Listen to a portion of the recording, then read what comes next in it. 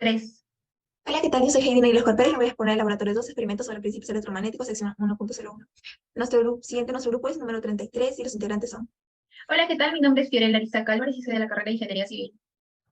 Hola, ¿qué tal? Soy Sayuri Mayra Brito Alejandro de la carrera de Ingeniería Civil. Hola, ¿qué tal? Mi nombre es Ivaniela Quevedo Vega y soy de la carrera de Ingeniería Civil. Estos son los elementos utilizados. Siguiente. El experimento 1, cuantificación del campo magnético. Estos son los objetivos que vamos a hallar de acuerdo a las mediciones que vamos a obtener. Siguiente. Tenemos el procedimiento experimental, el cual básicamente es medir el radio, luego configurar el OIR Pro a 100 muestras por segundo. Durante 6 segundos medimos el campo magnético y configuramos la intensidad de corriente a las que se ven en la pantalla. Siguiente. Tenemos como quinto paso repetir eso con las otras corrientes. Conectamos las bobinas a una distancia de 14 centímetros y medimos el campo 4 centímetros del centro de la bobina. Apagamos la fuente y desconectamos el tres equipos. Siguiente. Tenemos los resultados. Estas son las gráficas de los campos obtenidos. Siguiente. De la primera corriente. Siguiente. Campo obtenido de la segunda corriente. Siguiente. Campo obtenido de la tercera corriente. Siguiente. Campo obtenido de la bobina en serie. Siguiente. Diámetro de las bobinas, como se puede ver, estas son las mediciones que obtenimos. Siguiente. Cuestionario. Para responder al cuestionario del experimento número 1, tenemos la pregunta que es, utilizando las 3 mediciones realizadas del campo magnético para la bobina fija, estima el valor de número de vueltas n de la bobina. Para esto vamos a utilizar las mediciones de cada una de las corrientes. Para la corriente 1, el campo magnético que es de 1,233 militeslas. Para la corriente de 1,8, nuestro campo magnético que es de 2,42 militeslas. Y para nuestra corriente 3, que es de 2,3 amperios, nuestro campo magnético sería de 2,609 militeslas. Por otro lado, vamos a hacer uso también de nuestro diámetro exterior, nuestro diámetro interior y nuestro diámetro promedio, que es de 127.1 mm. Nuestro valor del radio, que es el radio, sería diámetro entre 2, que sería de 0,064 metros. Nuestro campo magnético terrestre. Vamos a utilizar lo que es la ley de Biot-Savart, pero para ello vamos a tener que utilizar nuestros campos promedios anteriormente mencionados, restados el campo magnético del ambiente, y vamos a tener estos 3 resultados. Para reemplazar la ley de Biot-Savart, vamos a utilizar lo que es el mu sub 0 por n por la corriente sobre 2 veces el radio. Para nuestra primera corriente, que es de 1,46 militeslas, el número de vueltas estimadas es de 106.545 vueltas. Para la corriente 2, que es nuestro campo sería de 1,855 militeslas, el número de vueltas sería de 104.972 vueltas. Y para la corriente 3, el campo sería de 2,422 militeslas, el número de vueltas sería de 107.262 vueltas. Por ende, para hallar el promedio del número de vueltas sería de 106.260, redondeado sería de 106 vueltas. Para la pregunta 2, donde nos dice que utilizando el valor n hallado previamente, determina el valor teórico del campo magnético a una distancia de la bobina fija, compara este resultado con el valor medido y ahí el porcentaje de error experimental respecto al valor teórico. Vamos a reemplazar nuestros valores en la siguiente fórmula. Nuestra corriente, que es de 2,3 amperios, nuestro radio, que es de 0,64 metros, el número de espiras, que es de 106 vueltas, nuestra distancia mayor, que es de 0,14 metros, nuestra distancia menor, que es de 0,04 metros, y nuestro mu sub 0, que es de 4 pi por 10 a la menos 7. Reemplazando nuestros valores en esta fórmula, vamos a obtener que nuestro valor teórico obtenido es de 1,8345 militeslas. Por otro lado, el valor experimental que tenemos va a ser restado con el valor magnético del ambiente para obtener nuestro valor experimental neto, que es de 2,24 militeslas. Por ende, nuestro error porcentual al ser restado sería de 10,29% y este no superó el 15%, por lo tanto la aproximación es válida. Las observaciones que tenemos son las siguientes.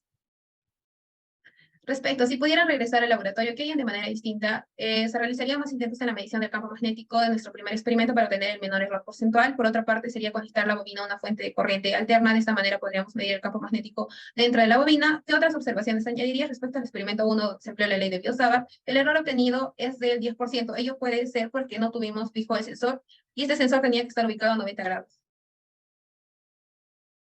Experimento 2, inducción electromagnética. Siguiente.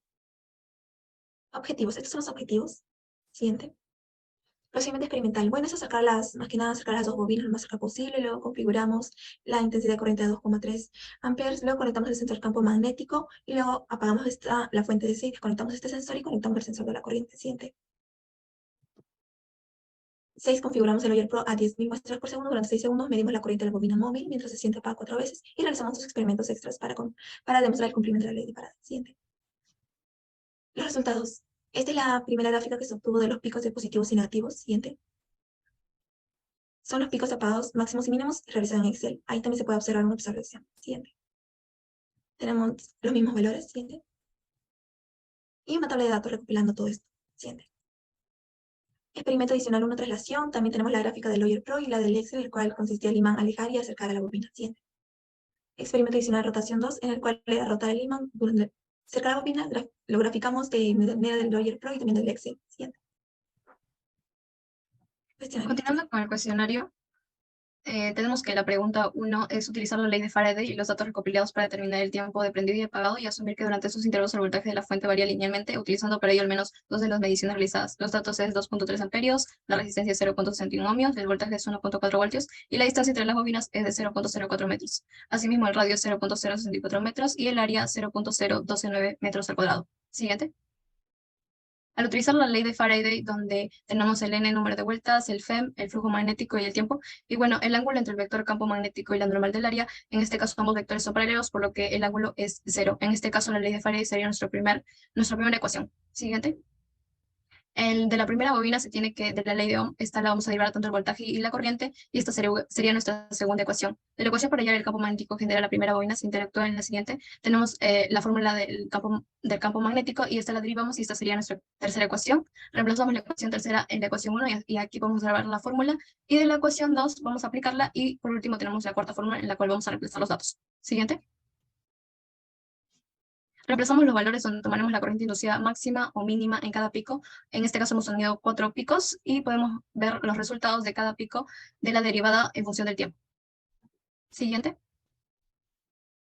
Terminamos el tiempo de encendido y el tiempo de apagado con los datos de 2.3 amperios y de resistencia 0.61 ohmios. Usaremos la ecuación 2 que podemos determinar el tiempo de encendido, donde podemos ver que nos va a resultar la variación del tiempo tanto del pico 1, del pico 2, del pico 3 y del pico 4, como podemos observar en el PPT. Siguiente. Finalmente, como ahora tenemos la variación del tiempo, podemos hallar el tiempo de encendido y apagado. El tiempo de encendido son los resultados de cada pico de los segundos que hemos obtenido, y entonces el tiempo de encendido sería 0.1333 segundos, y el tiempo de apagado es la resta de los 10 segundos menos el tiempo de encendido. En este caso es 9.8667 segundos. Siguiente.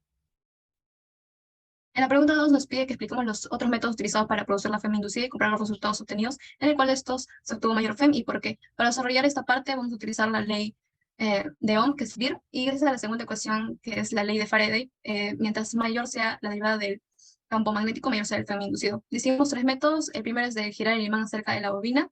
En este caso vamos a agarrar la corriente máxima, que es 0.01358, aplicamos el VIR y tenemos el voltaje máximo, que es 0.082 voltios. Siguiente.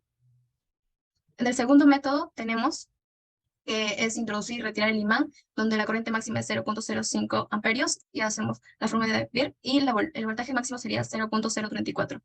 En el tercer método usamos el campo magnético de una bobina adyacente, donde la corriente máxima es 0.073 amperios, y aplicamos el VIR, y el voltaje máximo es 0.04 voltios. Siguiente. Haciendo una comparación, la FEM inducida mayor entre los dos casos de prendido y encendido, ya que se utiliza una corriente para crear el campo magnético, y entre las dos primeras formas, el que tiene mayor FEM es el de girar un imán, ya que por el momento de rotar el imán, se puede realizar a mayores velocidades, en cambio el de segundo no. Siguiente. Estas son las observaciones, como podemos observar. Siguiente. Se puede regresar al laboratorio. ¿Qué harían de manera distinta? Podemos utilizar imanes, con diferentes campos magnéticos para observar la variación de esta que genera en la gráfica de la corriente inducida en cada caso. Así también utilizar otra fuente, porque muchas veces no son precisas. ¿Qué observaciones añadiríamos? Existen picos pequeños al momento cuando se prendía la fuente de corriente en la parte del experimento. Esto puede ser debido a un error del sensor de la corriente que se utilizó. Siguiente. Continuando con el cuestionario específico. Siguiente. La pregunta que nos dan: en el experimento 1 se conectan las bobinas en serie y con la misma polaridad. ¿Qué hubiese ocurrido si por error se conectan las bobinas en paralelo y con polaridad invertida? Estima el valor que hubiese medido en dicho caso. Cuando hablamos que las bobinas están en serie, se asume que sus corrientes son positivas. Debido a esto, el campo magnético de estas bobinas, de ambas bobinas, se suman para hallar el campo magnético total, ya que van en la misma dirección. Pero cuando estas están en paralelo, tendrán corrientes con signos opuestos, quiere decir negativo y positivo, debido a que van en sentido contrario. Por ello, para hallar su campo magnético total, se restaría el campo magnético de ambas bobinas. Siguiente. ¿Qué sucede cuando se invierte la corriente? Esto quiere decir que el campo magnético disminuirá. Dato, cuando las bobinas están en paralelo, el campo magnético disminuye. Pasa lo mismo cuando se dice que las corrientes se invierten. Eso quiere decir que el campo magnético de las bobinas en paralelo disminuirá mucho más con respecto al campo magnético de las bobinas que están en serie. Corriente en serie quiere decir que será la misma corriente para ambas bobinas. Corriente paralelo quiere decir que se distribuirá, no necesariamente será equitativa. Siguiente. Cuando teníamos a las bobinas en serie, nuestra corriente era de 2.3 amperios. Si ahora están en paralelo, asumiremos que cada bobina tiene 1.5 amperios en cada corriente. Estos se restarán para hallar el campo magnético total. Utilizamos la siguiente fórmula para hallar el campo magnético de cada corriente, que es U sub 0 por la corriente sobre 4pi por 2pi r al cuadrado entre x1 más el radio al cuadrado elevado a la 3 medios. Como dije, iban en direcciones opuestas. Estos se van a restar. Se factoriza el número de vueltas. Ojo, tomamos ambas bobinas con corrientes iguales. Siguiente. El campo magnético total sería de 0,542 militeslas y efectivamente podemos observar que el campo magnético es mucho menor que cuando las bobinas están en serie. Siguiente. Las conclusiones que tenemos es vamos a concluir que podemos hallar el número de vueltas de la bobina y su campo magnético, teniendo como datos el diámetro, radio y las 3 corrientes que nos dan al principio, haciendo uso de la ley de Biot-Savart. Podemos hallar también el campo de cada corriente teniendo en cuenta el campo magnético del ambiente. Finalmente, también podemos hallar el error porcentual humano. En base al experimento 2, podemos comprobar que sí se llega a cumplir la ley de Faraday al detectar que la corriente inducida, al estar en contacto con la bobina, cuando el imán gira y cuando también se acerca y se aleja. Finalmente, también podemos estimar el tiempo real de prendido y apagado de la fuente utilizando la ley de Faraday. Esto fue todo por hoy. Muchas gracias.